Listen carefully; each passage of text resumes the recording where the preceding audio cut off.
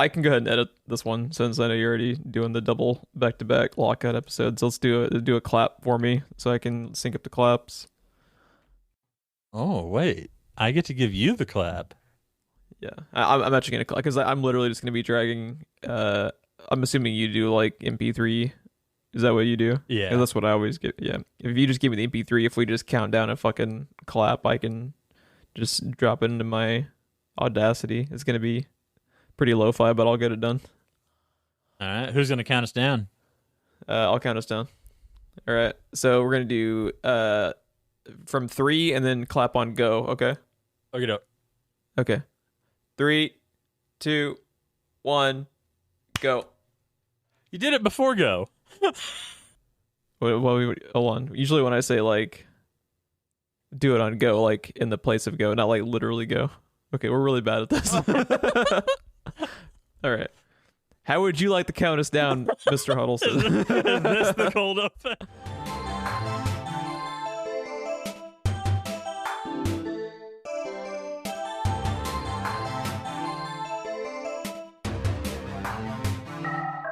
Welcome back, everyone, to a special bonus episode of Screenplay Rewind. I'm Jeff. I'm Ron. What's been happening, bud?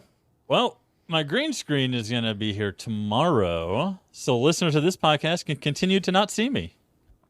Bam, bam, bam, bam, bam. But All right. Yeah, Show's then, over. Welcome. Thanks for checking out our special bonus episode of Screenplay Rewind. there's a can hook reaching for me right now. Exit. But yeah. Stage left.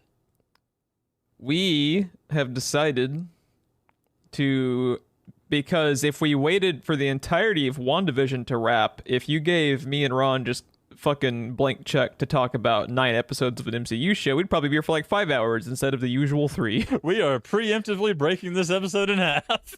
We are preemptively after the lockout incident of 2021. We are preemptively breaking this into 2 parts. WandaVision just cleared its 5th episode. I believe the total runtime is going to end up being 9 episodes. Yes. Oddly, you would think they would have it at like 8 or 10 for more like round number, but they went with 9. So we decided to, why don't we do a little like kind of halfway through, kind of eventually posit some theories about what we think might happen or like what our thoughts are thus far. And we'll just have a little bit more of like a fine-tuned recap, and especially while it's still kind of fresh in our minds, because after like 2 months, if you told me like something that happened in like episode 1, I'd be like, what? I've slept since then. Right. But, Yeah, that's kind of hard to do with a week-to-week show. yeah, absolutely. And just before we get into anything, full spoiler warnings. Please be completely up to date through the first 5 episodes of WandaVision. And I believe anyone checking this out probably would be, because it's been very popular, not only because it's a good show, but also because, like, what the fuck else is even happening in the world right now? It feels like all that we had happening was Mando, and now all that's happening is WandaVision. It's like Disney Plus has like a fucking like stranglehold on pandemic watching, dude. But yeah, really, everyone's already watched the entirety of Netflix, so yeah, thank you, Disney Plus, for changing the temperature. Yeah, for real. Also, just like kudos to them. I actually like the Disney Plus interface. I actually can stop shit from playing trailers in the background. That's pretty fantastic, Netflix. And you can find shit, unlike Amazon Prime. And it actually has good recommendations. Like Like how every time WandaVision ends, it recommends Age of Ultron to me. And what movie did Jeff watch this week? It worked because I watched Age of Ultron. Yeah. Good on you, Disney Plus. And this has been our special bonus plug for Disney Plus. Please subscribe with our affiliate links. Now to introduce our new sponsor, Disney Plus. Yeah. I mean, we're probably indirectly owned by Disney because they kind of own everything that like Google and Apple don't own, and Amazon. So, you know, yeah. It's like, is your Lord fucking Bezos or Lord Mickey Mouse? You get to decide. Yeah, again, full spoilers. We especially wanted to kind of use this as kind of the gap to break this up too, because something very fucking major happened at the end of episode 5. Please have watched it. Please have watched it. So yeah, where would you like to start off, Ron, with our kind of recap coverage? Do you want to just kind of go into like some generalities first and then kind of go into more in-depth? Yeah, we can do that. Okay. Or we can just jump straight to lobster on the door, because that's one of my favorite gags so far. It's pretty good. It's pretty good. Okay, let's just go ahead and quickly. So, I've had kind of like a rocky relationship with the show thus far. Ron's basically been obsessed with it since like minute one. Fucking love it. Because didn't you say to me previously over like text, I believe it was, that like you were kind of raised on 50s and 60s style sitcoms? Pretty much. I've always stayed up late at night, so the only thing that would be on was Nick at Night, and I would turn it on and just sit in the floor and play with my toys or whatever. So I grew up on Bewitched and Dick Van Dyke Show and Mary Tyler Moore and all that stuff. And yeah, the first episode is Dick Van Dyke Show, so I couldn't have been happier. I love Bewitched. That was the second episode. It was great. It was great. Yeah, it was interesting to me because as someone who didn't grow up on any of those shows, like I watched some sitcoms, but it was primarily like my dad. So I've watched a lot of older television, but a lot of the older television I've watched is stuff from like the 70s and 80s that my dad was into, that we would watch when I was a kid on, like TV Land and stuff like that, and Nick at Night. So like the type of stuff that I've watched from that era at all of like eras, past was like 70s and 80s stuff, like the A-Team and like Brady Bunch. So like I obviously have seen and am familiar with like how fucking like the directing of this series is the shining point to me, along with the acting, is just like how fucking spot on they are at making these things look like they plucked this off of a TV screen in like the 50s or the 80s, I don't understand how they even wrote it, dude. With 2020 and 2019 mindsets, whenever this started getting developed, to jump all the way back to the 1950s and to nail it and knock it out of the park, and any other metaphor I can use. Yeah. I don't understand how they even wrote it. So real quickly, let's go ahead and give some credit to the directors and producers and everything. Okay, so the creator of the show is Jack Schaefer. We were just talking in the green room before the recording started. She went from basically a completely unknown to writing the short of Olaf's Frozen Adventure in 2017. And then writing the movie The Hustle, which I have not seen. I've heard of it. And then you look at her IMDb. She has 6 credits. So she does Olaf's Frozen Adventure was a short. Before this was like another short. And then boom, creator of WandaVision, and she's credited for the story of Black Widow. So like what this screams to me is, I think I've mentioned it in the past on this show. I believe, haven't I talked a little bit about how Marvel has like their writer's room where they have like a little program where people get plucked from basically just script ideas for movies and projects? That's what I was about to say also, is that it seems like she was discovered there. I think she was discovered based on the sitcom idea. Probably. I think she had this sitcom idea for WandaVision, and it's so genius and so fucking just off the wall and perfect for what they wanted to use, especially as kind of their first thing on Disney Plus to have a splash. It's not cookie cutter MCU. It's very different for the most part. Yeah, I was going to say, we should take a moment to also point out that this is what they came out of the gate with. Yeah. This, like, that also says how confident they were in this to lead with this. What a strange show.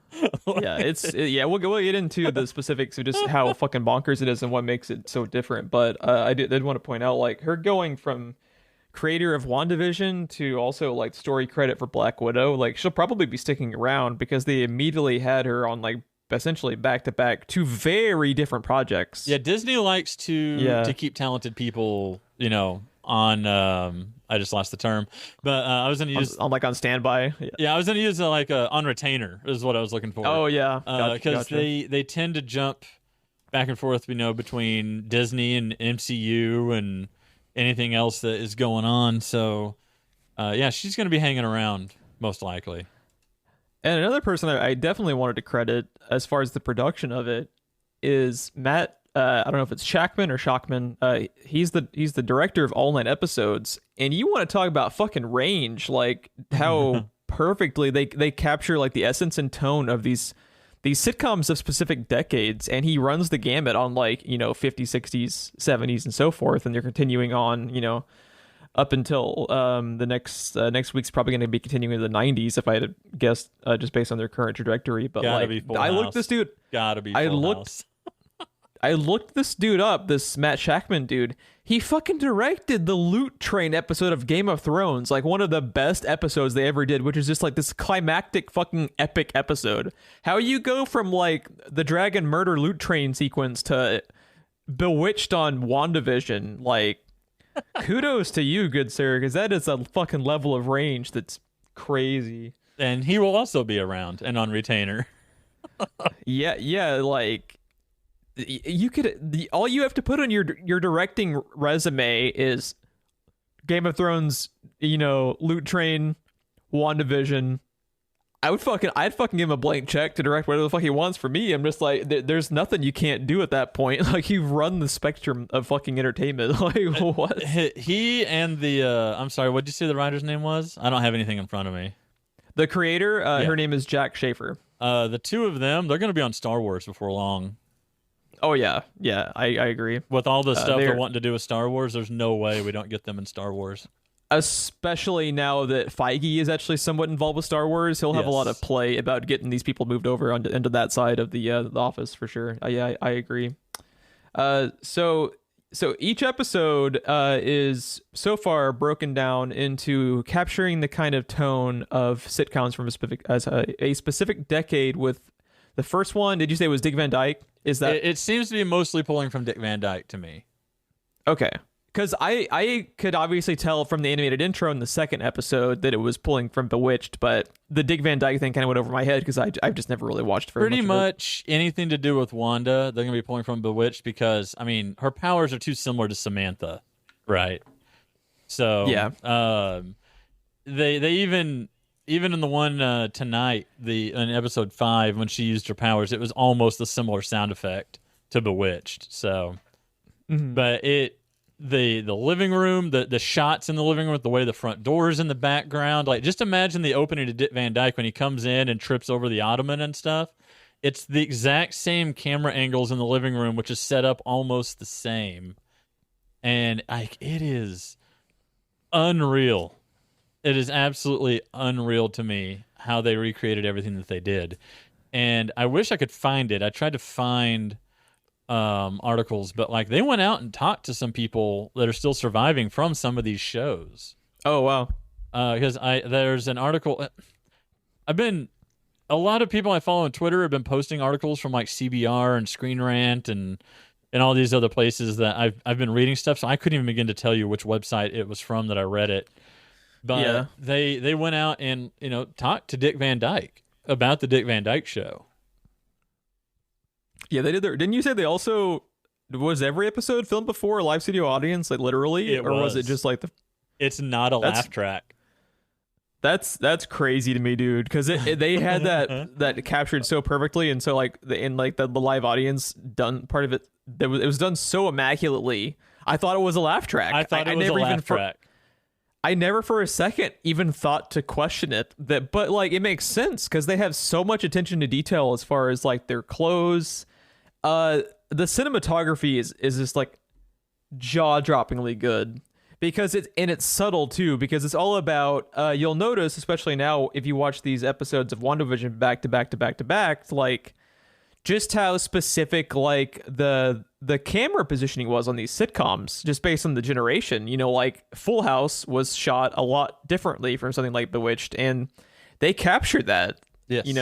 You'll notice on the one today on episode 5, because it was kind of capturing that, like beginning of the Full House era, they, for whatever reason, started to zoom the camera out more. Like on the Full House style episode tonight in 5, it's a lot of more wide shots, kind of gathering up the entirety of the house as far as like actually catching.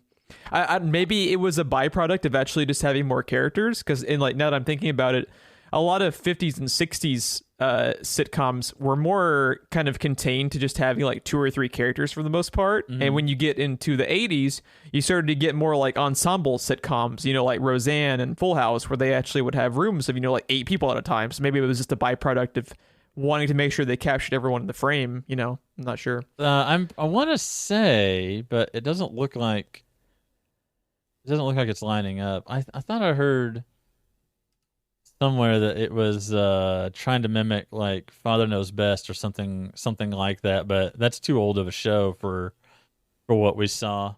But no, the thing that I'm going to be interested in that I heard on another podcast pointed out is when we get to the 90s, into the 80s, beginning of the 90s, is when sitcoms started to transition to the workplace instead of being at home.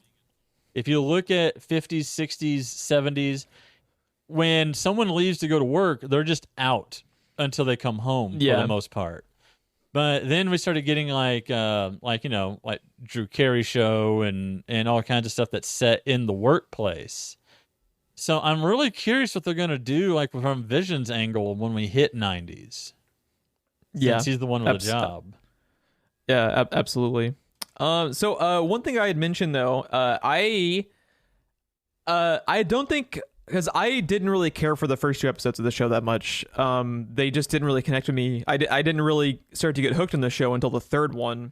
And I thought it was very bizarre because I heard about this on a podcast with Kevin Smith and Mark Bernard when they were talking about this.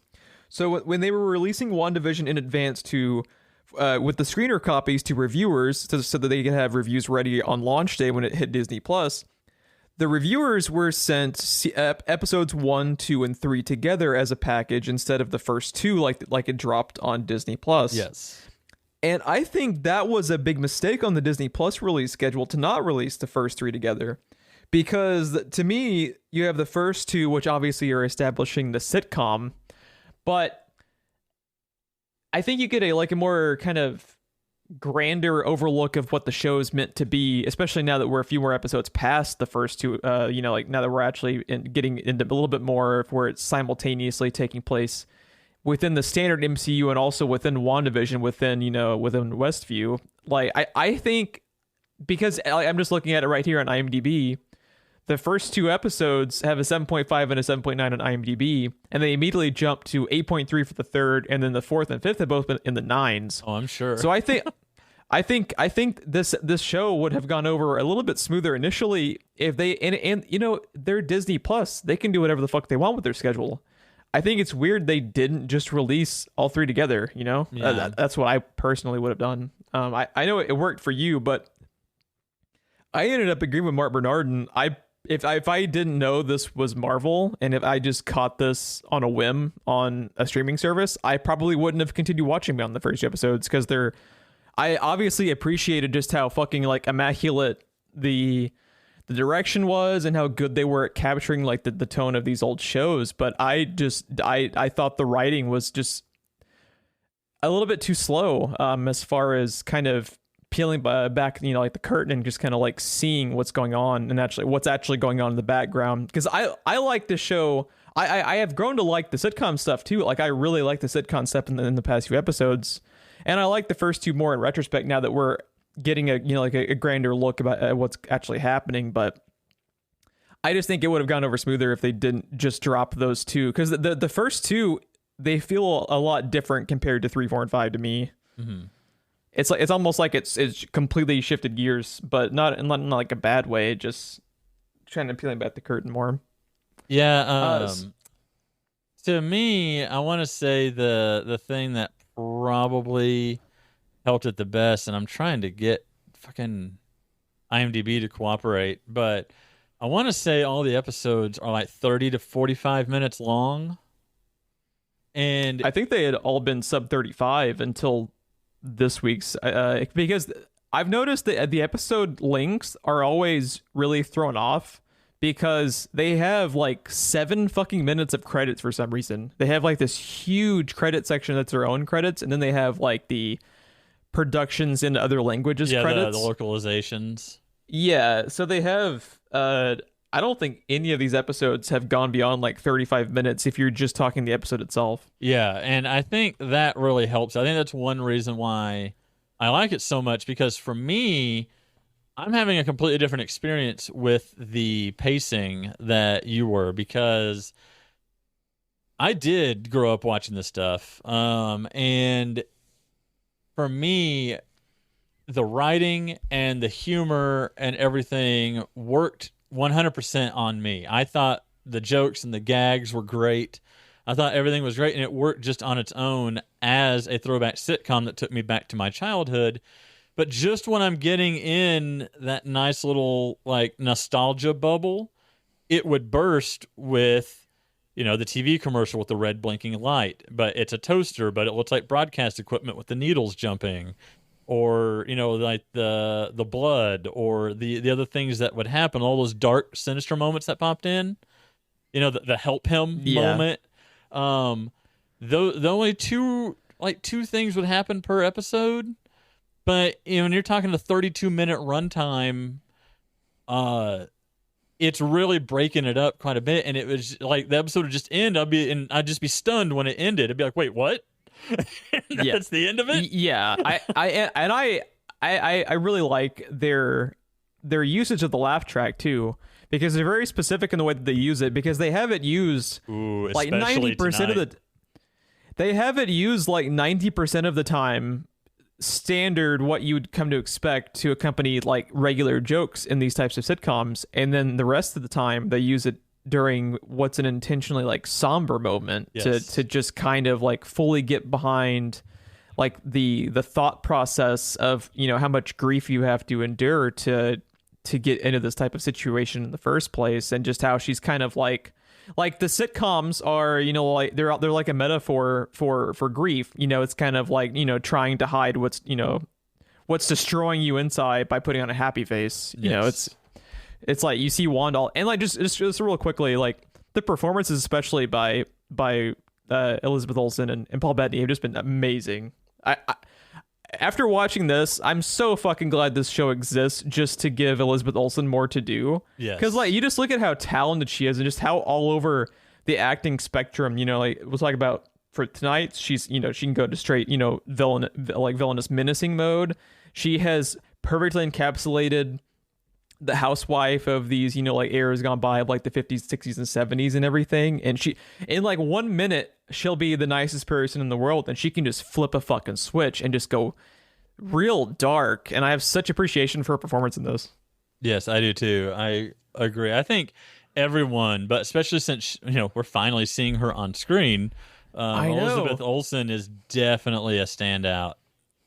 She is incredible, and it's such a shame that I think I had heard that before this show started, people had tallied up her screen time, and she had been on screen in the MCU for a grand total of less than 30 minutes, which is really sad when you just see how crazy talented she is. Like, kudos to Disney. Regard like this show, could end up being like the second half can, tank or whatever, like no matter what happens, like I'm just glad that it happened, just to at least get her performance more well known and more respected, because like all along she's been like one of their powerhouse performers. She just never was given a chance to show it. Pretty much, yeah. She and when she did, it was always they wanted her to do the same kind of things over and over, whereas Paul Bettany and her in this series both are just having to be kind of all over the map in the best way, with the way things go and the way the show turns on a dime, and episode to episode changing the decade, changing you're talking paradigm shifts between decades, even what was considered family values, and what was socially acceptable, not acceptable, the things that were going on in history at that time is what made up what those sitcoms were, and they're encapsulating all of this shit episode to episode. Yep. And it's incredible. Whether you love the show or hate it, what they did is a feat. It's a fucking feat. Yeah.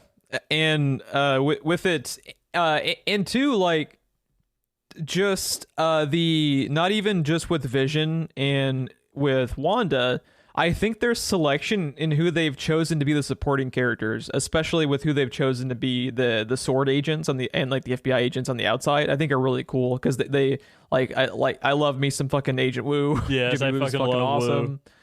I was always kind of indifferent about Kat Dennings' character in the Thor movies, but I actually kind of like her in this. I think she's been pretty funny in this for the most part. What are your thoughts on her character, both in the Thor movies before this and in WandaVision? Is that Darcy?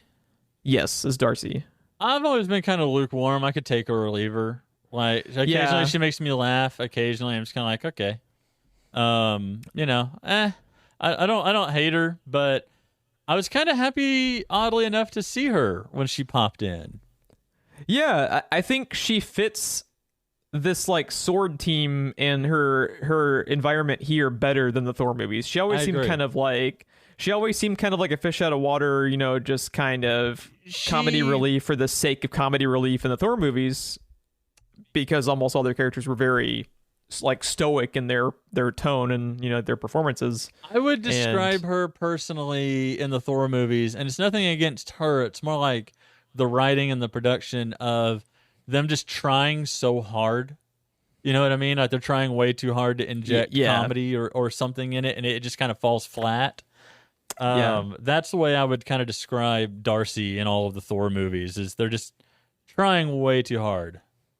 And here, since she's not having to do all of the comedic weightlifting herself, because they do have Agent Woo and Randall Park is hilarious and everything. They work well together too. They work really well together. Well. They've picked these like super obscure supporting characters and just kind of like, because like if you told me that following the conclusion of this show we were going to be getting like a sword spinoff of Monica Rambeau and Darcy and Randall Park, you'd be like, fuck yeah, I watched that. Like fucking X-Files with Sword, like just them investigating random MCU shit. Well, like, we are getting something with Sword, right? Aren't we getting a show with Sword? We're getting something with everything. Have you seen that fucking release schedule? Like everyone gets a show. Like you and I, there's a Screenplay Rewind MCU tie-in coming like 2024, bro. Just wait. Because it was like a few months ago they said Nick Fury was going to be in the Sword show, I thought. Yeah, it wouldn't surprise me at all. But they need to make sure that they continue these characters. Like let's like with Monica Rambeau. So she is introduced first in the WandaVision sitcom side of things as, is it Geraldine? Is that her character, like her made up name for rest of you? Those pants are peachy keen. Yeah, and she's really good too. Like between her standard performance as Monica Rambeau when she's just like the agent on the outside, and then like playing along with the sitcom as her Geraldine character, she's super great too. I just looked at her IMDb. She's in the new Candyman movie. I saw that. I am stoked for that, dude. Yeah, the Jordan Peele. I think he like co-wrote the new Candyman movie. I'm all about it, dude. Oh, dude, I'm excited for that. And it says it's completed filming. Anyways, back to the show. Yeah. Back to your regularly scheduled programming. I also, just quick aside, I love the episode titles. Film before a live studio audience, Don't Touch That Dial, Now in Color. We interrupt this program on a very special episode. They're always callbacks to like old nomenclature of just TV the Now in general. In Color reminds me of like Batman 66 with the Batman in Color. Like, it just always reminds me of that. But it's been pretty cool because they actually have tie-ins where these episodes actually kind of tie in with the very, like, vagaries of the plot. Mm-hmm. It's just kind of a cool touch. So, let's talk about... I really want to talk about how fantastic of just a concept this is, specifically with Wanda... And especially with the developments of today's episode, when we get revealed that these people are constantly in pain. Oh, man. That is the type of thing that is making me really, really get hooked in this show, because they're adding a lot of depth to it with that aspect alone. Because like I was texting Ron the other day, what I hope WandaVision is a villain origin story. I think the MCU going forward has plenty of protagonists that they can work with. What I think they're going to be missing in the long term, especially now that they've lost some of their more consistent leading actors and actresses, like with ScarJo and Robert Downey and Chris Evans walking away, is I think you need to kind of like pivot the focus of the universe a little bit for this next kind of like gen of MCU films. Mm-hmm. And I think they need to be more focused on villains, because that was always kind of like their Achilles heel, is they would have these great protagonists and these great casted actors for these roles, but for the most part, like did we really have any standout, villains taking place over the grand scheme of things? Because like Thanos ended up being, like pretty cool, and like Loki's Loki, but like most of them have been completely throwaway villains, which is a shame. Because that's like my personal hook into, especially like comic book villains. Like my all-time favorite comic book villain probably might be Mr. Freeze, just because of one fucking episode of Batman the Animated Series, which Heart of Ice, dude. If you have a really fucking compelling reason for why your villain is a villain, which what Wanda could potentially have in place here with these events that are taking place. Oh my god, if they made her like a main villain of the universe, especially with how powerful she can be, dude, it would be so good. I mean, her powers come from an Infinity Stone. She's technically the most powerful Avenger. Yeah, and they made a point of mentioning, like she, without Thanos calling in the Blitz, she could potentially could have taken on Thanos one-on-one when she was pissed off enough in that like in that Endgame scene. Yeah, everyone else failed to get. Iron Man, Thor, and Captain America went up against him 3-on-1 and lost. I mean, come on. They were getting their asses kicked too for the majority of it, like almost dying each person, several times. But God, I'm worried that they're gonna take the safe route in the long run and not go that, because this is a layup. She's been a villain in the past. She's always, even when she's been good, she has been in a very anti-hero role. She's always had like a dark side to her, and when they showed like the footage of her breaking into the facility to take Vision's body, and when they throw in that tidbit about, I almost wish that had been episode 4. Yeah, that too. Could you imagine jumping from the sitcoms into her on the warpath? Yeah, as just like a cold open. Yeah, that'd be pretty fucking amazing. But when they also threw in the tidbit that Wanda is refusing to follow Vision's will, you're just like, fuck, dude. Like, they're getting into these like very interesting gray areas of her being in so much grief that she's literally turned, this place into a fucking puppet show. It's so fascinating to me. Well, her character has only ever given, right? Like, she basically, she lost her parents. She lost her brother. She lost her boyfriend twice. She lost her own life. Came back without an opportunity to grieve into the middle of a war for the universe. Yeah. And, she had to set aside for a period of time anything that she ever wanted to be an Avenger, to go help complete strangers she didn't know. She voluntarily joined a Hydra experiment to get her powers to kill Iron Man. I mean, yep. All she's ever done is give. She's never really, even getting her powers was her giving up, in a way, some of her humanity, right? I mean, not really, but mentally, because she got those powers for dark intentions.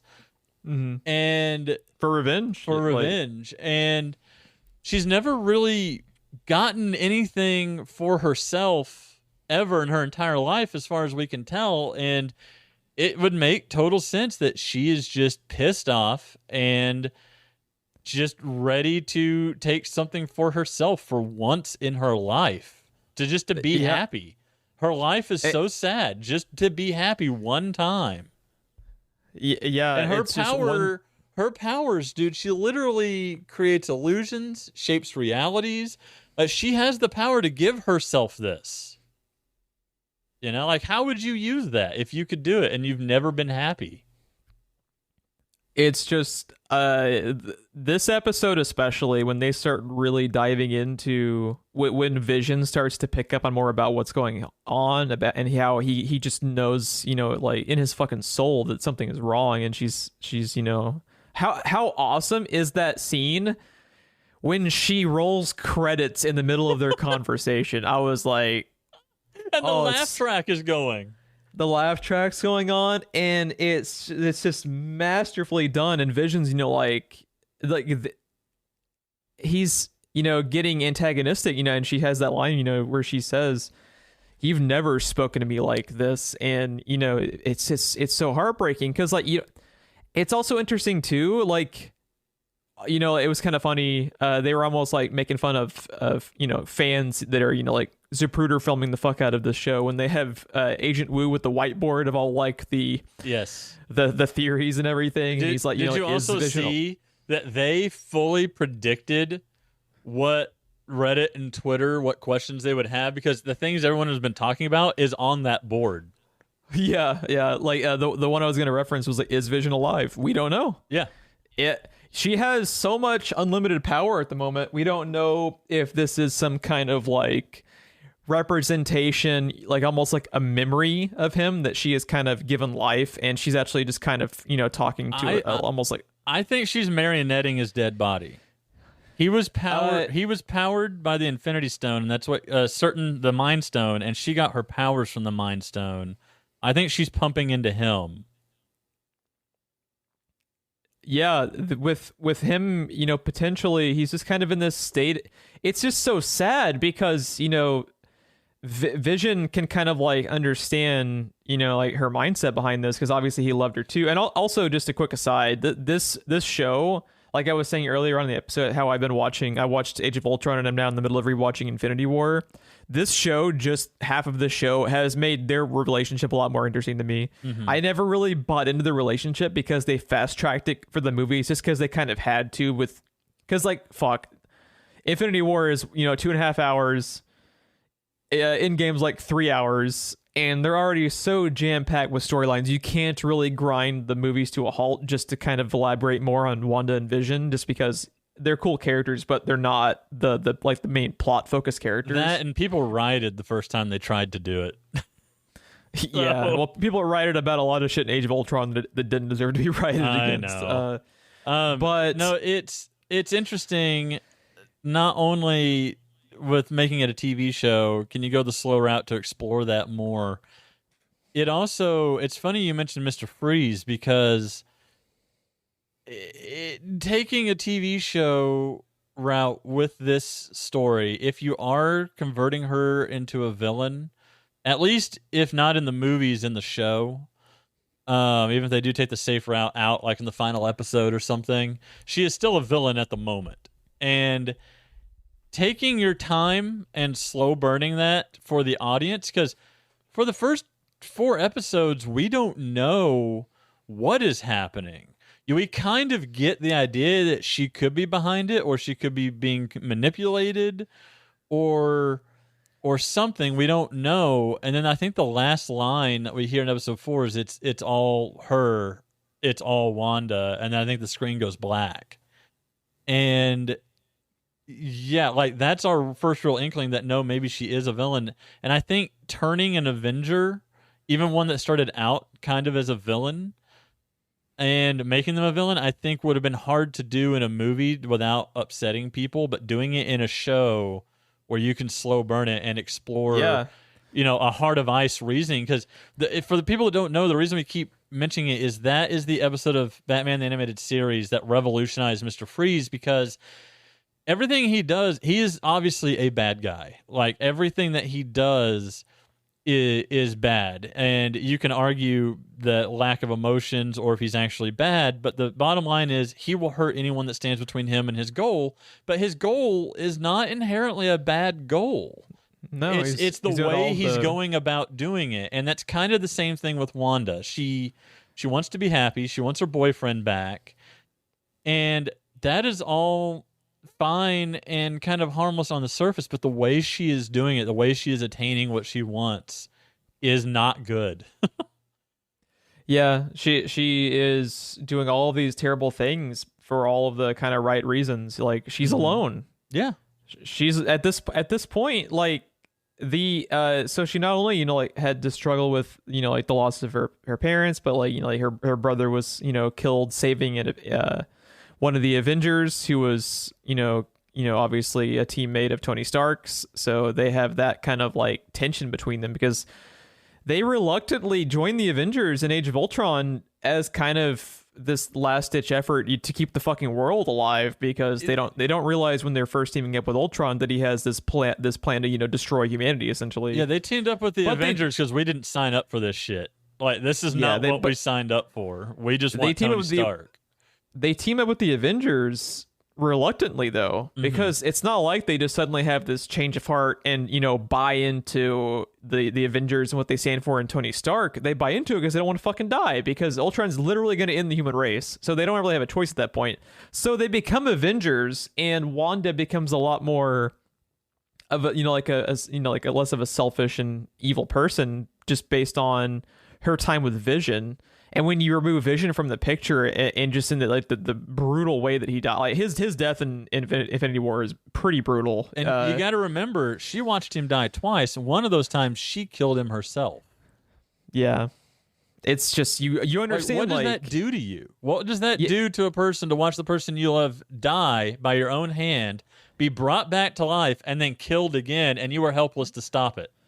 Yeah, as you're just, it would cause, someone who has a completely, standard, type of, history. It can, fracture your psyche and just break you as a person, and especially someone with so much just raw power. And you just see, like, in the Endgame scene when she just goes ape shit on Thanos, just like the raw power she has. And when you take trauma and combine it with that raw amount of power, WandaVision is what you get. And what I'm worried about is so they have some inklings in the current episode from today, the 5th one. She starts to have some like dialogue that gives me pause about whether this is all just her, because the person who's saying, it's all Wanda is Monica Rambeau, but she doesn't really know the full story, and we don't yet either, because there are other factors at play, especially with her neighbor, because her neighbor, what is her neighbor's name? I'm blanking on her character name. Agnes. So Agnes is clearly in on some aspect of what Wanda's doing, because they have that really great scene in the current episode where she asks Wanda if she wants to do another take. Yes. While Vision's there, and Vision is just like, wait, what? What the fuck was that about? And that scene was so cool, because they've been so like sly about the Agnes stuff for the most part, especially around Vision. But when she just is and when Agnes is kind of aware that Wanda can do do-overs, because they've had that cool moment where she kind of just jump cuts to like the credits and completely negates the whole ending of the one. I think it was like the second episode, or maybe and.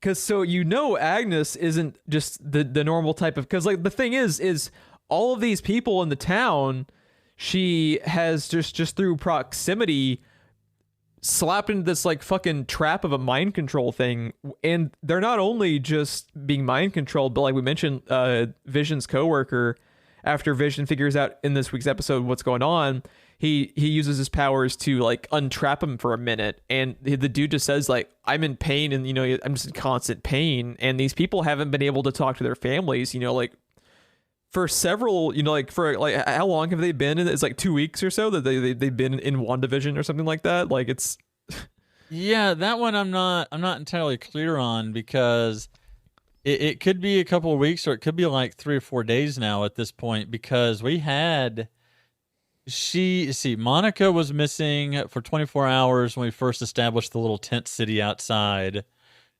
And I forgot, I think they said she was gone for like 2 or 3 days when she came back or something in tonight's episode. Yeah. So it's been going on a week to like 2 weeks. I think they had dated it at, it was 2 weeks prior, I think, when she stole Vision's corpse, right? I think that's what Rambeau's boss said. Also, I like the idea that not only can Vision negate her powers, but may be immune to it, because his source of power was the same as hers. Yes, yeah. And I enjoy that fact, because she doesn't seem, obviously she wouldn't, if she wanted a life with him, she wouldn't be trying to actively control him. She would want him. And she can make the idyllic life out of everybody else, but it also could be that maybe she can't control him. Let's talk to, I want to talk about episode 5 and everything with her being able to bring back the dog or not for the kids. Yes. When they have this, so during the first part, I think it's is it the end of episode 2 actually when they reveal that she's pregnant? I get the episodes mixed up as far as when events have happened.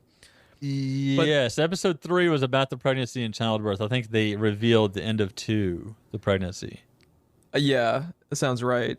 So Wanda kind of immaculately gives birth to twins, and these twins are rapidly aging when they're, like they're only babies for like about an episode, and then they convert to like being 5 years old, and they switch to being 10. But at one point, her twin sons have found like a dog out in the yard, and they're trying to keep the dog as a pet, and the dog ends up dying, and this like really bizarre sequence happens where the kids are obviously devastated about the dog that's died, but they also seem to be kind of okay with it because they're somehow aware of like what Wanda's powers are. Yes. Because they started this whole thing where they're like they very nonchalantly ask her, oh, like just bring him back, just so casually, and Catherine Hahn's like, you can do that?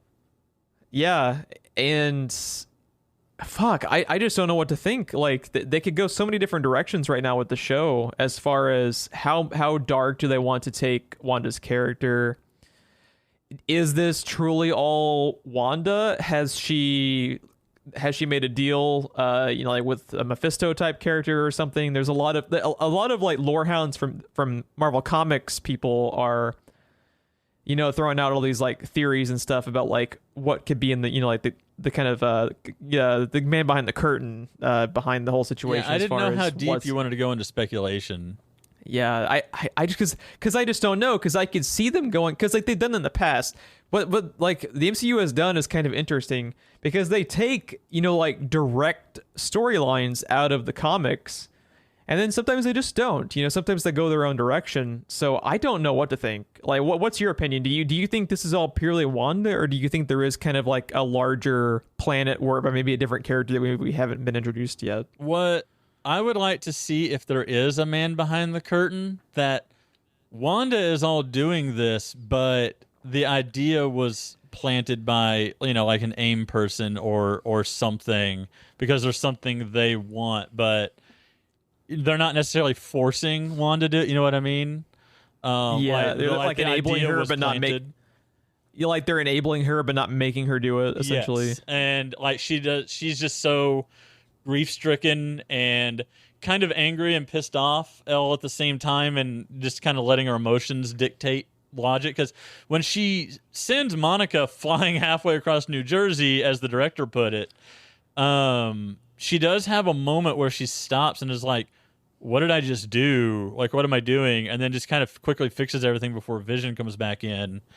And she's a complete denial about everything. Yeah, and like Monica says, like, the only reason I survived that is because she let me survive it. So there's a little bit of Wanda still in there either way. But with the fact that this show is supposed to tie directly into and lead into Doctor Strange, I'm almost wondering, they've made a couple of comments of, is she powerful enough to permanently alter reality and not just do hallucinations? It almost sounds like she could be tapping into Dormammu's dimension. Yeah. And that could be what shatters the multiverse. Because Doctor Strange is the Doctor Strange and the Multiverse of Madness, and we're bringing in the multiverse. And somehow this show is supposed to tie directly into that. Now, is that actually confirmed by Marvel, or is that just kind of fan hive mind speculation? Because I have never actually heard that confirmed by like Feige or somebody at Marvel. I want to say Marvel said that. Let me see.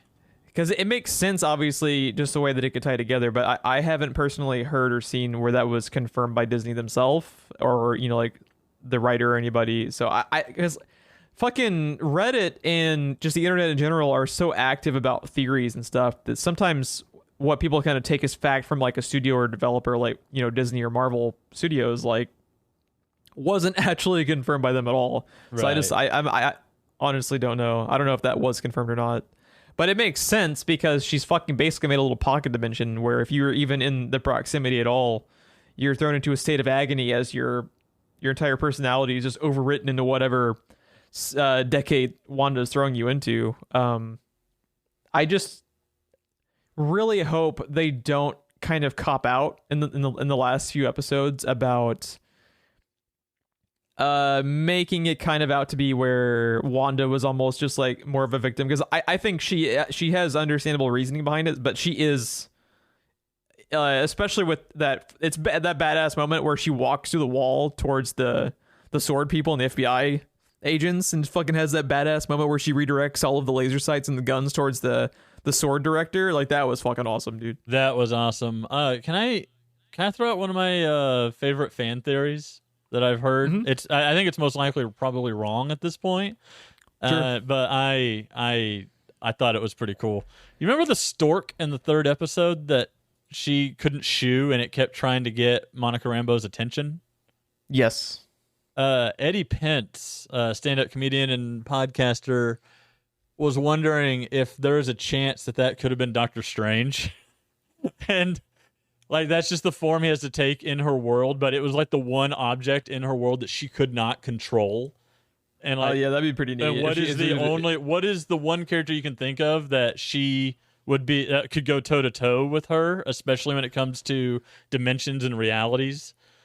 Yeah. Because like, no matter what she did, she could not get rid of the stork, and it kept beelining directly for Monica Rambeau. It's just interesting too, in how we were saying how she's alone, you know, because obviously Vision had died and her brother had died and her family died when she was a kid. But the Avengers are in a really weird state right now. Just if you take into account, you know, like both what we can see from the outside looking in, as far as what they've shown posts in-game, you know, the Spider-Man story was very self-contained. WandaVision thus far has been very self-contained. The movie slate for last year was also in a weird spot. You know, like Black Widow is like a prequel, right? Isn't it like during her like first missions as part of the like little assassin agency thing that she was working with? But you don't really know, like, who the fuck is still on the Avengers at this point, you know? Like, yeah, the Avengers are Thor's kind off, of over. Thor's off chilling with the Guardians. Hulk is kind of in a weird spot right now too. I don't know what to think, and I don't know like who even still is active.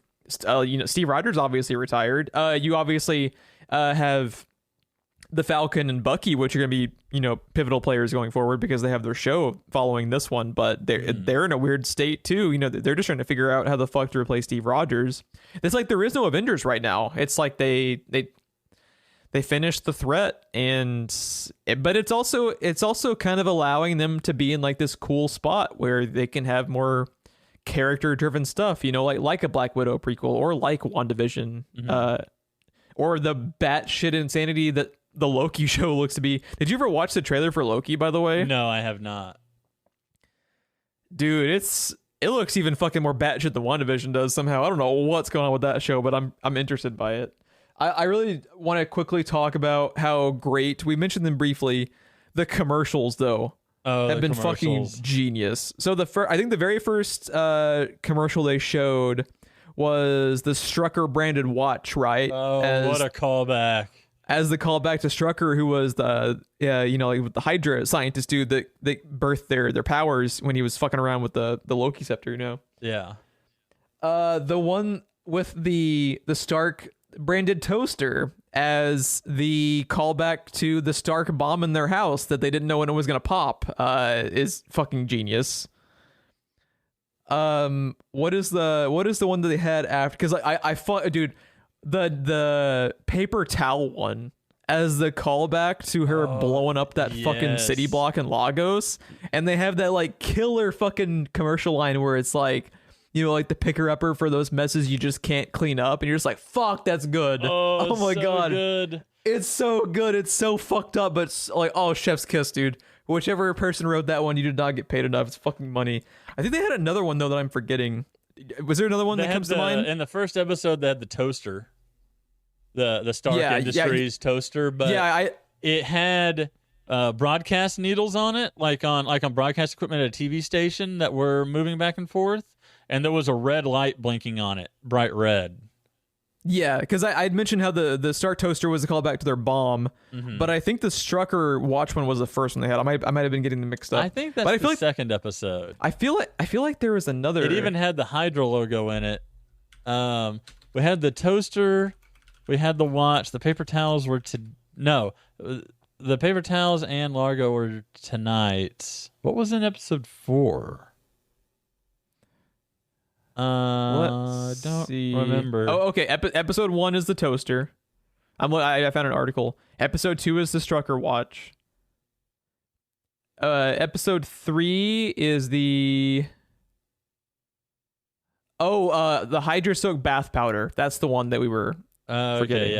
Okay, yeah. Okay. So what I have found, I can't find an actual article, but on the wiki page, Doctor Strange 2, it says that it's set after Endgame and WandaVision.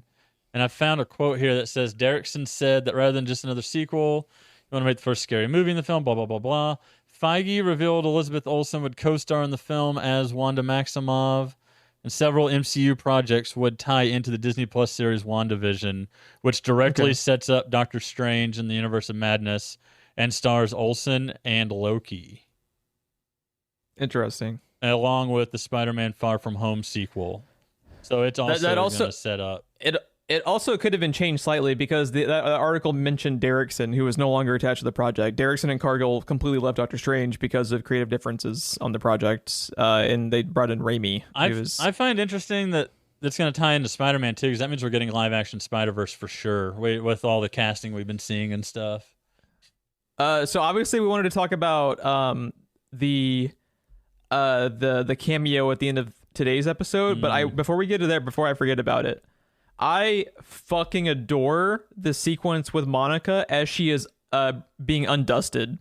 Yes. And she comes back in the middle of the like super hectic hospital, because like that was an aspect that like they kind of joked about a little bit in Far From Home. Yeah, it was a point of comedy. It was a point of comedy, but when you start thinking about just the ramifications of that moment, like they have a person that works for the hospital talking about like as all the people are coming back in the hospital, how they're at capacity because you get like unblipped like right back to where you were at that exact moment. So like people have also asked what happens if you were in a plane. Yeah.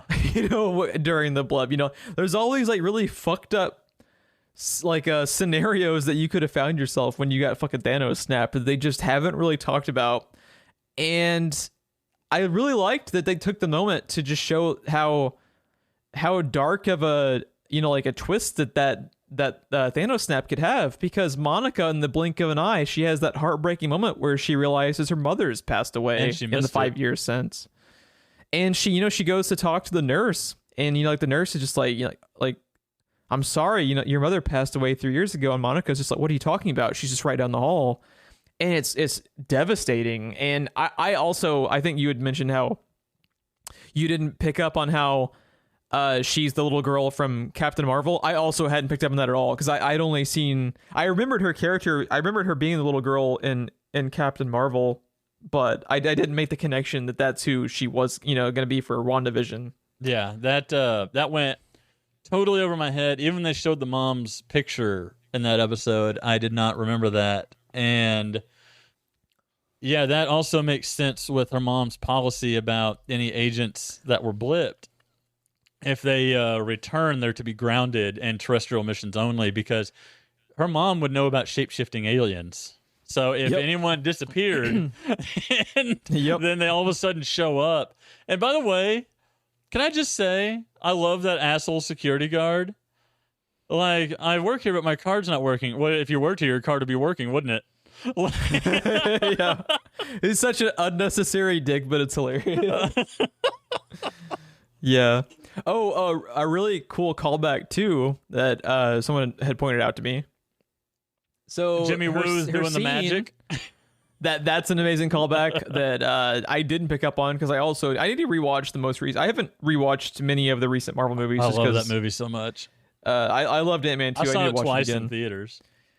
I should have. But so her scene when she's a little girl in Captain Marvel, if you recall, like her probably most like pivotal scene is where she picks out Captain Marvel's colors, right? Yes. She picks out that like kind of burgundy, red, and blue and yellow color palette for her.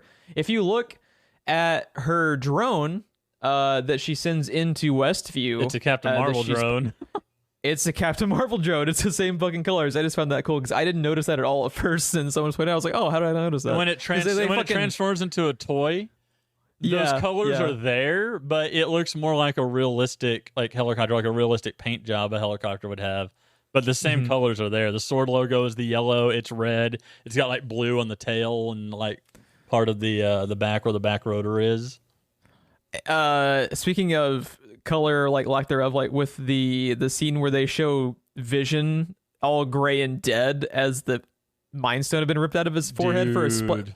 As it's like a horror movie jump scare almost, dude. Because she's like in mid conversation, she looks back to Vision, and he's just standing there with that corpse look to him with the Mind Stone ripped out of his forehead, and they cut away. They show it just long enough for you to get a good look at it, and then they cut away instantly, and like. I was just taken aback by how fucking awesome that scene was. And that's why I think he's a walking corpse.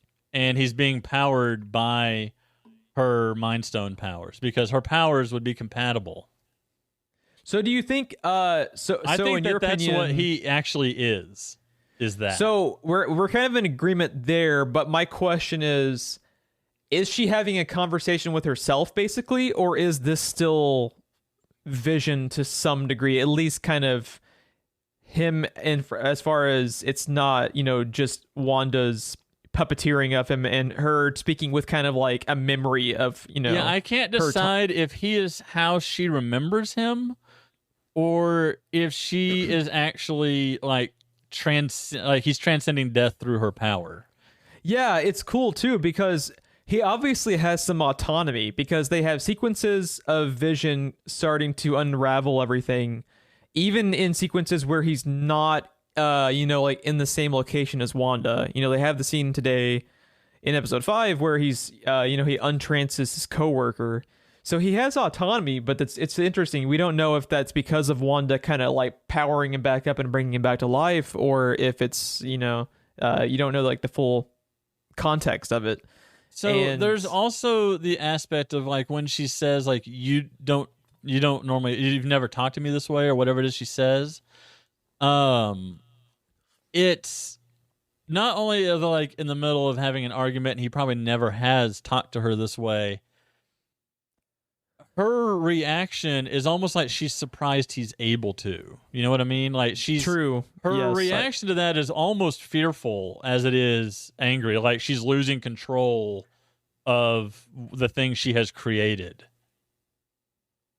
Yeah, like it's gone beyond her capacity to even kind of, because like they have that scene where she's almost having like a breakdown when he's talking to her, and she has that line, I'm paraphrasing, where she talks about it, like, how could you think I could be responsible for all this?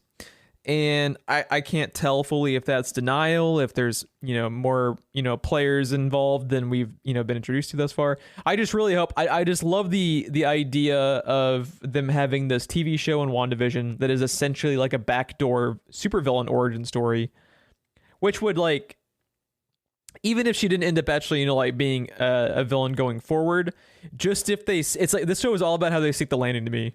I think they can do a lot of damage to like the good they've done with her character if they kind of cop out and just kind of make everything okay in the end. I think there needs to be like ramifications from this show.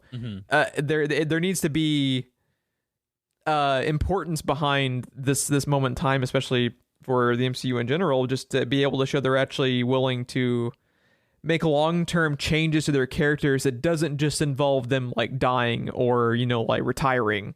This would be a direct change in like her role in the universe, which would be really cool. How would you feel about if it was, say, Dormammu, since she's going to be in the Doctor Strange movie? How would you feel like if she basically made a deal with the devil and now he's like acting for more power to do this thing that she's doing, but now he's like using her to dump massive amounts of energy into this town so he can enter our world. Yeah, and so, like, she's kind of a puppet on the end of a string, like it was kind of like a monkey's paw wish, right? Like he's using her, so she's doing all these bad things, but it's not her in control. But she is at the same time kind of getting she's getting like a version, but she knows that there are other things happening that are outside of her control that is causing something really bad to happen, and that is, Dormammu coming through our world. Because I kind of almost would not be surprised to see that mark on her forehead in like the final episode or something. And the reason she is in Doctor Strange is because she is Dormammu's agent in the Doctor Strange 2 movie. Yeah, it's interesting. Like she's almost held hostage herself in a way. Is kind of what I'm getting at.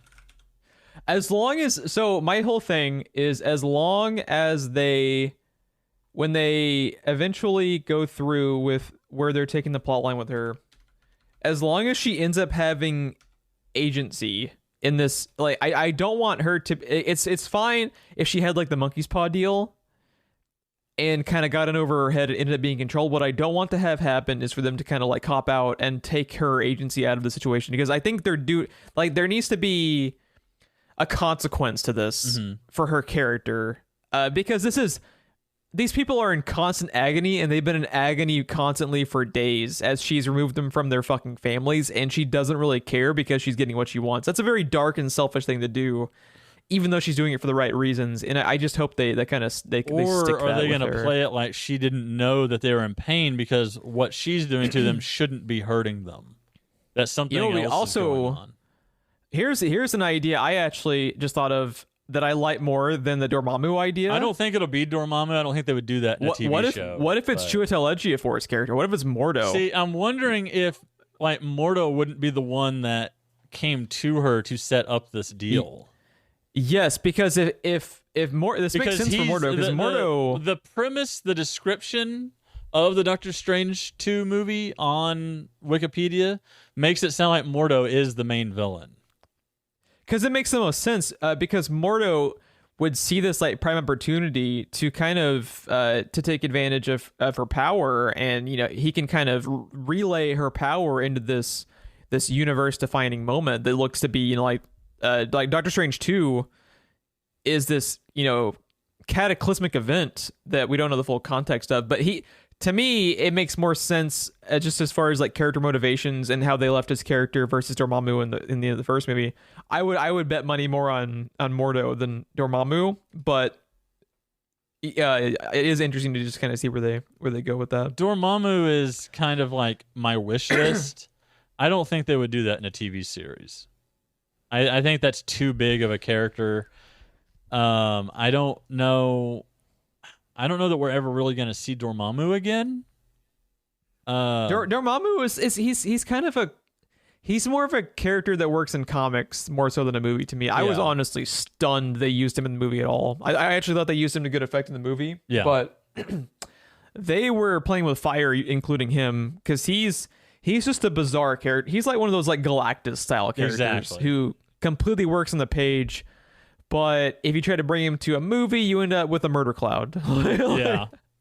But let's talk about so I want to talk about the cameo, because I have feelings about the cameo. Okay. Any other tidbits about the show just in general, or any other Easter eggs? Anything else you want to talk about just in the broad strokes of the show before we talk about the cameo?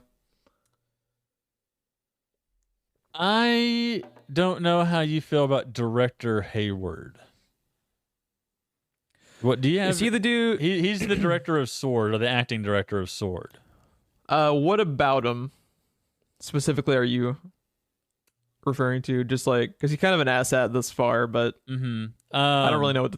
Yeah, he's kind of an asshole, but like, there's so many theories about how AIM could be worked into this.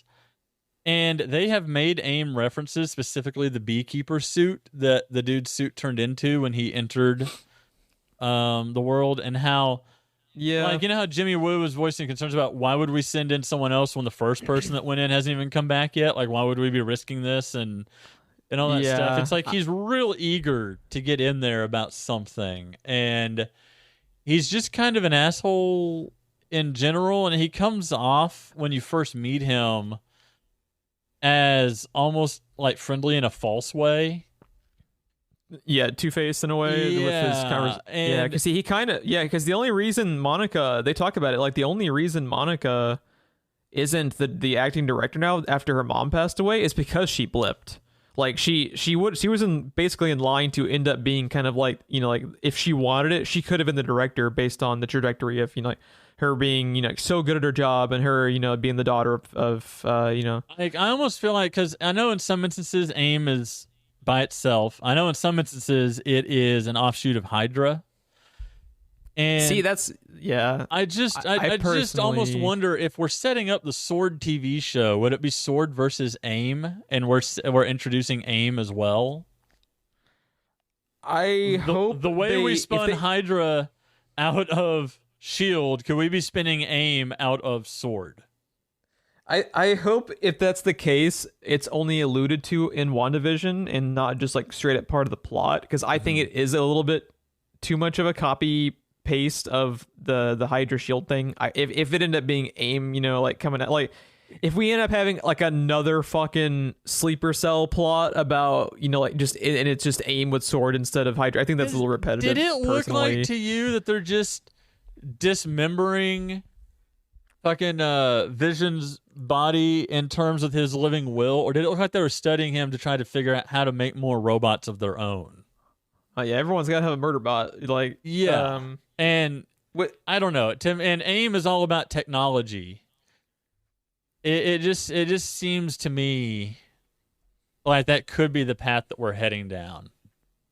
I just hope they do it well, because if it's just a fucking cookie cutter like Hydra ripoff with Shield, I'm gonna be kind of bored with it. I think it's a little bit too much of a copy paste plotline for me personally, where I'm just like, I am more interested in the hypothetical Sword show because of Monica, Jimmy Woo, and like Darcy, not because of AIM. I don't really like. I if it was just them like X-Files, just like a random fucking character of the week that they're going after as just Sword, is more interesting to me just because of them, not because of AIM. Like, right? I don't know. That's just me.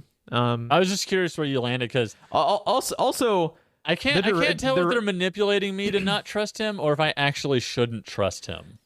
I'm gonna be honest, he's not entirely wrong. Yeah. When they have this whole breakdown, because when you see what he's seen, that Wanda 2 weeks earlier broke into the fucking facility to take Vision's corpse and completely disregard Vision's, you know, like acting will, in addition to what was an accident, but, you know, like, it's true, like what happened with her in Lagos, you know, she killed people. Yeah.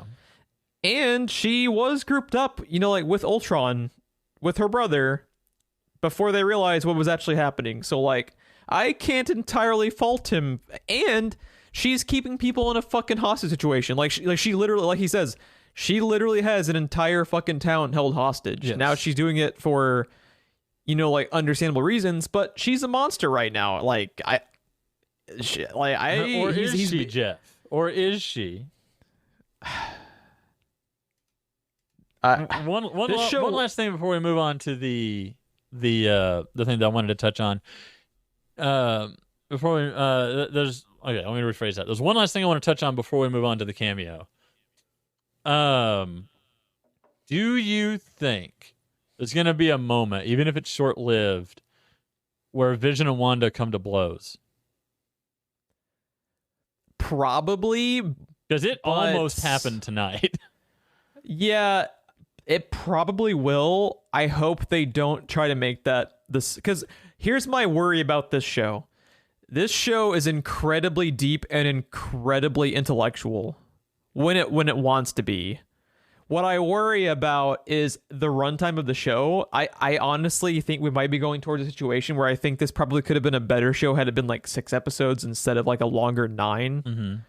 What I hope doesn't happen is I hope they don't turn this into some type of like cookie cutter MCU plot where we find out.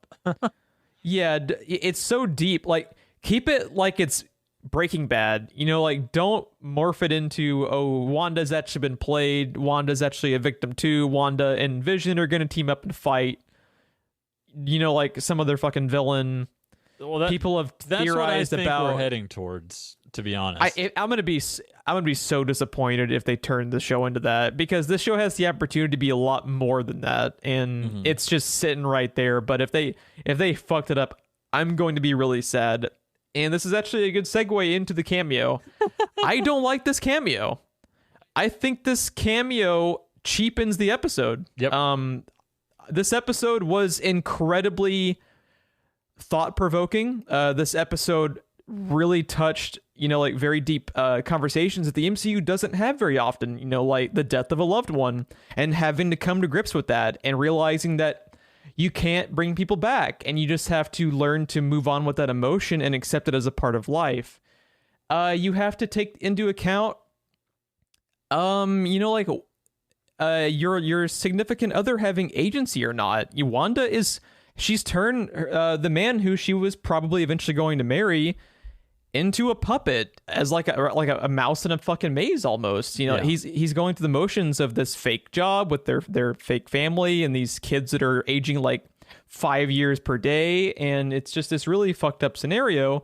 And I am just completely invested in this episode, right? Like this episode, like the first 45 minutes or the first like 35 minutes of this episode are like, to me, some of the best material the MCU has ever done. And then they open up the front door and it's Quicksilver from the X-Men movies. And I'm just like, what? You have this amazing, and they reveal this cameo at like the fucking culmination of Vision, like catching on to like Wanda's schemes. And you're going to grind the show to a halt and make me think about a fucking business corporation deal between Fox and Disney? Fuck you guys. Like, what are you doing? Did she like, recast Pietro? They turned it into a fucking joke, dude. Like, this is maybe the like worst creative decision the MCU has ever done. And that's coming from someone who watched season 1 of Iron Fist. Like, oh, well, that's a slog like pigs swimming through gravy, my friend. I was legitimately, because this was such a roller coaster. Because like I talked about before, I was meh about the first 2 episodes. I liked the third one. It kind of pulled me back in. I wish they had dropped the first 2 together, and I would have liked it better. But I'm like fully back on board now. Episode 4 is great. Has great sequences. Episode 5 is just so deep and so character driven and so thought provoking. It's just like Jeff Crack. I'm fucking eating this episode, dude. I love it. And they open that fucking door and Quicksilver's there with his stupid hair. I'm just like, why? Why are we doing this, dude? Because it took me directly out of the episode, dude. I got whiplash from this fucking stupid ass cameo that, like, it has no emotional weight. She doesn't even fucking know that version of Quicksilver, dude. If it had been her brother, that would have been kind of cool. But is that not the point, maybe? Because she said she didn't do this when the door knocks. This was not the time. If this cameo was like there, like, and especially because if this is the cameo, which I'm assuming it is, that they've been hyping up, yeah, it just pissed me off. It wasn't this thing to hype up. No. And make me more in like eagerly anticipating this fucking cameo reveal. It pissed me off because it took me it was dropped at the worst fucking possible time to me, because like you said, they were literally about to come to blows. Like they were about to fight because their argument had gotten so heated, and what Wanda is doing to him is so fucked up. And for them to make me think about a fucking Disney Fox merger, about a fucking X-Men universe that I want to die. I get no joy out of seeing, like, I don't want to see those characters anymore. Yeah. I don't. Most of their movies of the past, 10 years have been shit. Like, who are you appealing to? I don't know. That's, what was your impression off of this? I think I let out the longest sigh I have ever let out, because I've never even seen those movies. They were so bad. I watched First Class, and then I was just kind of done. And I wanted nothing to do with Ivan Ooze. I wanted nothing to do with any of that. I just kind of want them to start that over in the Yeah. MCU, and God help the poor fuck that's going to be Wolverine in the future if they ever recast that role. But Yeah. And there's been a theory that I've been hearing that WandaVision is what is going to introduce the X-Men to the MCU. That she's either they're going to be born from her, or she's going to rip open reality to another universe, and they're going to spill over. The thing is, I'm totally cool with that if she introduces the MCU version of mutants. If what happens is they just fucking copy, if they control V Fox fucking X-Men and control V Fox terrible X-Men into the MCU, that's like fucking jump the shark, bro. That's like a jump the shark moment for me. Yeah. That's so unnecessary. And like that, like you didn't watch them. I really like Days of Future Past. My favorite part of the most recent X-Men films, if you take out, like Logan, obviously is kind of like an outlier. Just the X-Men movies, like Days of Future Past and Apocalypse and Dark Phoenix. The best fucking parts of those movies for me has been Quicksilver. I actually really like how they that's usually done for comedy, but his sequences have been really fucking cool. So I have like nothing but goodwill towards Evan Peters' character in that moment. But it's just like, why? Like, oh, it's like they got to the fucking 1 yard line, bro, and they fucking like fell. And it's just, you were so close. Like, why is this the moment to introduce this like stupid ass X-Men cameo? And like, apparently people online are just like eating it up, and I don't really understand that. Really? Because like, people are like super excited about this cameo, and I don't. It almost ruined the episode for me, which is sad because this episode was like a 9.5 out of 10 for me until that fucking moment happened, dude. I almost feel like this is either the evidence that she has punched a hole in our reality to another reality, or it's evidence that whoever's pulling the strings behind her is like just taking that form. I don't know which one, but it's probably that they're folding the Fox X-Men into the MCU without rebooting it. Okay, either way, it's a mistake. Yeah, because like let's take glass half full it. Glass half full situation is that it's really just a cameo to have fun with the fan, because like this is a fucking thing the CW would do, not the MCU, like. And that's what my fear is, that these shows on Disney Plus are going to be.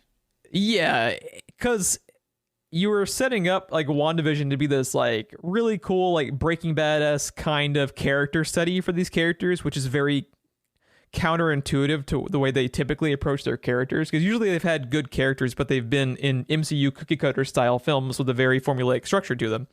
And this is so original and so creative and so cool and so deep. And then for them to just like fucking out of left field, here's Evan Peters from those shitty X-Men movies everyone doesn't like. Why? Now, the glass half empty, the negative aspect of it is like you said, and they're just gonna fucking roll in the X-Men from Fox because they're too lazy to fucking create it from the ground up, which makes me very worried about, like, I just hope this is a joke. For the love of God, let this just be a thing that ruined the ending of this episode and not like that ruined the fucking franchise. Like, this worries me severely. Yeah, I don't like it. I don't like it either way. It's a waste of an opportunity for a cameo if we even needed one. Did we even need one? Yeah, like okay, in a different aspect of this, I am completely okay with them having the different Spider-Men in the next Spider-Man 3 movie, because Spider-Verse is an established trope for them. Yeah. The Spider-Verse. They even did it in the Fox cartoon when we were kids. Yeah, the Spider-Verse has always. Yeah, the Spider-Verse has always been an established part of Spider-Man lore. Coincidentally, was started by Dormammu. Yeah. Remember Spider Carnage actually literally called him hothead to his face? Yeah. Oh, it was great. So I am completely 1000% totally fucking fine with them having Tobey Maguire and Andrew Garfield and, you know, like all these other side Doc Ock characters. and Lizard and... Yeah, like, it totally works because it's Spider-Man. What makes me worried is that that's the norm for everybody when it shouldn't be. We shouldn't. Now, if this is just like a one-off thing, I'll be like, whatever. I'll be irritated, but I won't be... Because I'll be fucking heartbroken, dude, if they just bring in the shitty X-Men from Fox and they're just like, here you go. What'd you say, sorry? And Fan 4-Stick. I was about to say, too, this makes me very worried about Fantastic Four. I don't think in a million years would they ever just bring that film into the canon. Could you imagine if they brought in the Fantastic Four, but it's like the cast from the original 2 movies, including Chris Evans, how confused everyone would be? No. The crossover I want them to bring in the Galactus Cloud. That's who we're missing in this show. But that was that moment that made me want to do this recording. It's because like I have to talk about how fucking pissed off I was at that cameo, dude. Because it's been such a roller coaster ride of emotions. Just I was like out of the show. I was like, yeah, I don't know, it's cool, it's fun, but I don't know. Now I'm like, I'm totally back in, and now I'm like back on the rocks a little bit. I'm fucking terrified they're going to bring just super lazy representations of these characters that no one actually wants or needs. And yeah, I'm just very nervous going forward now. Just please, Kevin Feige, please don't make this the norm. Like you guys are better than this. Like you guys made fucking Endgame, bro. They made Guardians of the Galaxy a thing. Yeah, you made the talking raccoon and the talking tree. Like Guardians of the Galaxy. Like, We Are Groot. Like made me want to cry. Like yeah. Same people. You did this. You made Doctor Strange's fucking cloak one of like the coolest characters of all time that's ever been in a thing. They made him carpet come on. from Aladdin. Yeah, dude. Yeah. Just be better. Do you have anything else in the episode or anything else you want to talk about before we sign off? Just that I've been loving the show so much. I'm trying to be optimistic that this is a one-off that signifies nothing. Although if people are eating it up, they might change their mind. I know. This episode... This is dangerous, dude. Like we are in dangerous territory because people. I was just like I browsed a little bit through like Twitter earlier. People are just like freaking out over this stupid fucking cameo, and I'm just like.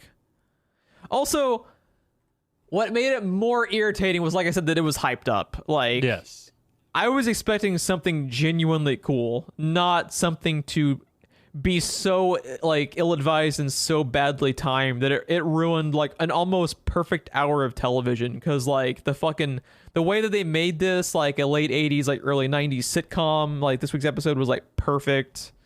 The stuff with just like her and the kids was super good. I obviously love Paul Bettany, and he's just the amount of like heartbreak he can show in his eyes as he's having these arguments with Wanda that he doesn't want to, but he has to because he realizes she's in this super fucked up situation, you know? Yeah. Like it's just chef's kiss on top of chef's kiss, and then Evan Peters shows up and ruins everything.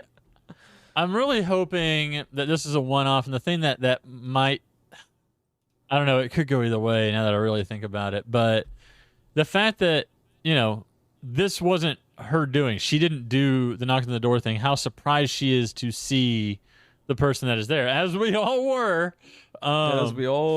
But it just makes me feel like that whatever entity could possibly be behind her may be the one doing this. And maybe this is a one-off. Maybe that translates into a one-off. But that also... It also does acknowledge that those movies happened. Either way. Yeah, that's never a good thing. Yeah. Yeah. And it also acknowledges the fact that maybe they are creating a cop-out situation for Wanda in which she thought she was in control of this but wasn't, and then everything's A-okay and we all end up honky-dory, which is not what I want. Which I want lends credence back to my original theory that whatever's giving her the power to make all of this happen is also using that power combined with hers to do something nefarious that she is not even aware of. Yeah. It just, as long as it ends up being a monkey's paw thing where she did have agency, I can live with that. I just like we are in uncharted waters for the MCU, and I am very scared, scared. But that has been our recap of the first 5 episodes of WandaVision. We will be having a part 2 of this discussion in about a month once the show ends, and we have a full spectrum on, did WandaVision ruin the MCU? Did they stick the landing and completely disregard that stupid-ass Quicksilver cameo? We'll just have to wait and see. The one Quicksilver cameo I ever loved was Deadpool 2. Yeah. Why is this mansion always empty? Why do you have all this space and no one around? He just slowly slides the door shut with everyone behind him. No, that would have been like the cameo that actually would have Deadpool worked if it was fucking Deadpool dressed up as Quicksilver. That would have been your fucking cameo, bro. Come on, guys. And he's fucking dropping F-bombs, but he's bleep because he's on a sitcom. Fuck yeah, that's a cameo, bro. And Ryan Reynolds is just all pissed because he's aware he's being fucking blipped, bro. I just imagine not only like the jacket and the clothes, but like the goggles and like a wig with the same hair on top of the mask. Yeah, or he could have been doing doing a cameo as her brother and just doing like a really shitty Ryan Reynolds like Russian accent. Just fuck, dude. Now I am more irritated. She opens the door. That would have been awesome. She opens the door and he just says, "Bet you didn't see this coming." Dude, it writes itself. Fuck. God damn it. I expected to do this episode and it be cathartic as I air my grievances about the stupid ass cameo. And now because of how awesome we have fucking rewritten this cameo and made it a billion times better and not piss off anybody and make it even more of like a hype fest for everybody. Like, how fucking cool would that have been, dude? Because they've already confirmed they're doing Deadpool 3, which is another reason why I think that those movies are being rolled in. Everything's being rolled in. Dude. Fuck. So the X-Men movies from Fox are Marvel canon. Yeah. Which makes the original ones, by the way. Didn't Days of Future Past tie it all together? I think. I like Days of Future Past, but I haven't seen it in several years now. I honestly couldn't tell you. They also just kind of like me. They stopped giving a fuck with like like Days of Future Past. They were actually trying, like, it's actually like a legitimately like well put together movie and it's pretty good. And Apocalypse and Dark Phoenix, they just like strictly were cashing in on the IP, dude. They didn't give a fuck. Like those were almost like the caliber movies you make when you like a fan four stick when you don't want the rights to revert and you just like slap the fucking movie together in like a weekend and you just throw it out in theaters and just, like hide from the bad reviews and just keep the license, it was pretty bad. But that's part of MCU now, so have fun with that. If you liked the episode, please follow us on Twitter at SPR Filmcast for random observations from us on Twitter, as well as show updates as far as when the episodes go live. We have them airing every other Saturday morning for the main shows, but we'll be probably dropping this one over the next couple days just as like a bonus. We'll be doing more bonuses from time to time, just as stuff like... Occasionally we're going to have emergency meetings. Yeah, this was an emergency meeting because I was fucking pissed as I was watching my goddamn TV screen this afternoon. I was not happy. Now I am still not happy. I was just sad. Yeah, I was angry because I was fucking loving this episode. Let's see. Ron, where can people find you when you're not arguing about what should have been the cameo at the end of WandaVision episode 5? I am on Ronsense TV on Twitter, Twitch, and YouTube. And I am on Twitter. If you want, like more specific annoying musings from my smartass, you can go to GMillerSPR and find me. Also, if you have do you have any of your own questions or theories you would like to posit for us about WandaVision or just any of the other stuff we ever cover? Just shoot us an email, screenplayrewind@gmail.com, or send us a tweet at SPR Filmcast, and we will throw it in on the show. We always are looking to have a little bit more like interaction with fans and listeners and everything. Yeah, but yes, community interaction, always good. Yep. We appreciate you listening, and y'all have a good one. Thanks for listening.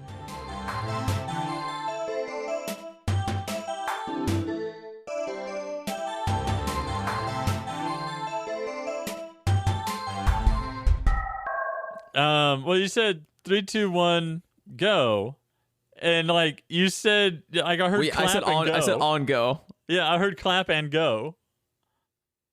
Yeah, like on go. Okay. All right. Okay. Are you counting us down, or am I No, I was counting us waiting for down? you to do it. I said you could count it. Okay. We'll do 3, 2, 1, go, and then on go we'll fucking clap. What is happening? This is why we can't have fucking nice things, or listeners. This is so stupid.